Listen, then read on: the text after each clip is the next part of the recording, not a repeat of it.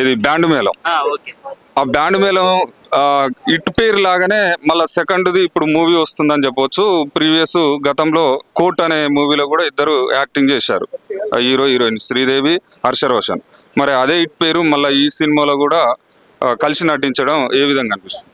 నాకైతే అనిపిస్తుంది మళ్ళీ కాంబినేషన్ అదిరిపోద్ది అనిపిస్తుంది. మంచి కామెడీ ఎంటర్టైన్మెంట్గా మేము లాస్ట్ 2023లో విజయవాడలో సినిమా చేసాం, నేను రోషన్. కానీ నిజం చెప్తున్నాను, రోషన్ మంచి టాలెంటెడ్, ఎక్స్ట్రాడినరీ పర్ఫార్మెన్స్ కానీ డ్యాన్స్లో కానీ ఏదైనా సరే ఆ అబ్బాయి మంచి స్మైలింగ్ ఫేస్. వాళ్ళ కాంబో ఇప్పుడు కోర్టు తర్వాత ఈ సినిమా రావటం అన్నది నిజంగా. సాంగ్ కూడా నేను చూశాను, హైలైట్ ఉంది, బెల్లం చుట్టూ ఈగల్లాగా అని చెప్పేసి. నిజంగా మళ్ళీ కంగ్రాచులేషన్. మళ్ళీ సెకండ్ హిట్ కోసం దీనికంటే ఇంకా మంచిగా వచ్చిన దానికంటే కూడా ఇంకా ఆల్ ది బెస్ట్ సక్సెస్ అవ్వాలని మనస్ఫూర్తిగా కోరుకుంటున్నా. Thank you Roshan. అయితే హీరోయిన్ గురించి, ఆమె యాక్టింగ్ గురించి మీరేం చెప్పాలి?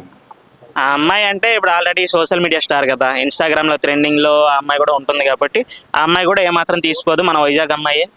కానీ చాలా వరకు అయితే ఆ అమ్మాయికి కూడా మంచి ఫాలోవర్స్ ఉన్నారు, ఆ అమ్మాయిని కూడా ఆదరిస్తున్నారు. ఆల్రెడీ ఆ అమ్మాయి ప్రూవ్ చేసుకునింది కోర్టు సినిమాతోటి.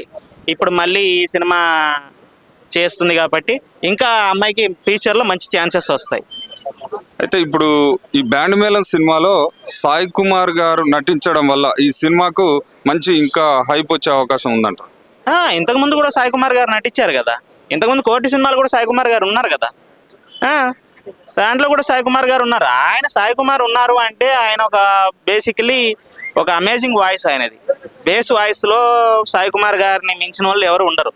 అలాంటి ఆయన నటిస్తున్నాడు అంటే కంటెంట్లో బలం లేని ఎవరు నటించారు కదండి. కంటెంట్ ఎలా ఉన్నా కూడా ఆయన ఉన్నది ఒక జనాలకి మంచి ఇంప్రెషన్ అయితే ఇస్తుంది. మంచి కామెడీ ఎంటర్టైన్మెంట్ మూవీ ఇది, లవ్ స్టోరీ, మంచి feel good love story, comedy entertainment. ఈ మూవీ కంపల్సరీ జనానికి రీచ్ అవుతుంది, పబ్లిక్ మంచి ఆదరిస్తారు. డైరెక్టర్ కూడా ఎన్నో ఆశలతోటి సినిమా చేస్తాడు. డైరెక్టర్ కూడా ఎన్నో రకాలుగా ఊహించుకొని సినిమా హిట్ అవ్వాలని చేస్తాడు తప్ప ఎవరు ఫెయిల్ అవ్వాలని చేయరు. రేపటి రోజు ఈ డైరెక్టర్కి ఇంకా మంచి సినిమాలు రావాలి, ఈ సినిమా హిట్ అవ్వాలని మనస్ఫూర్తిగా కోరుకుంటున్నాను. Thank you.